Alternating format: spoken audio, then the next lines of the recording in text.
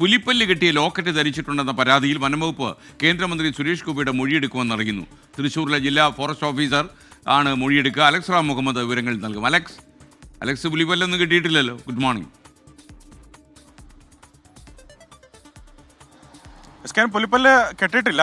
എന്നാണെങ്കിലും പുലിപ്പല്ല് കെട്ടിയവരൊക്കെ പുലിവാല് പിടിക്കുന്നുണ്ട്.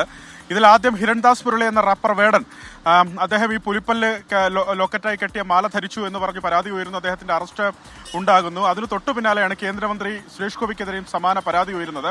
അദ്ദേഹത്തിന്റെ മാലയിൽ പുലിപ്പല്ല് കെട്ടിയ ലോക്കറ്റ് ഉണ്ട് എന്നുള്ളതാണ് ഈ പരാതിക്ക് ആധാരം.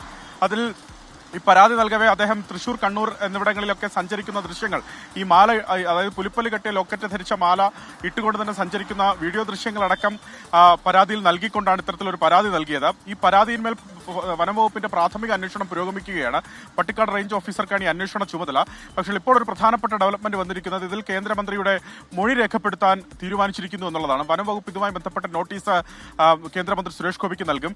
അദ്ദേഹം ഈ പുലിപ്പല്ല് കെട്ടിയ ലോക്കറ്റുള്ള മാല അദ്ദേഹം അത് ഹാജരാക്കാനും ഈ മൊഴി രേഖപ്പെടുത്തുന്നതിന് അവിടെ ഹാജരാകുന്നതിനും സുരേഷ് ഗോപിക്ക് നോട്ടീസ് നൽകാൻ വനംവകുപ്പ് തീരുമാനിച്ചിട്ടുണ്ട്. തൃശൂർ DFO ആയിരിക്കും മൊഴി രേഖപ്പെടുത്തുക.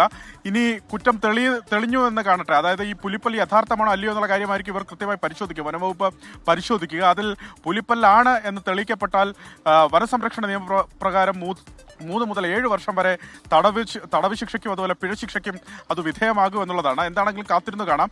നോട്ടീസ് ഇതുവരെ നൽകിയിട്ടില്ല. നോട്ടീസ് നൽകാൻ വനംവകുപ്പ് തീരുമാനിച്ചിട്ടുണ്ട്.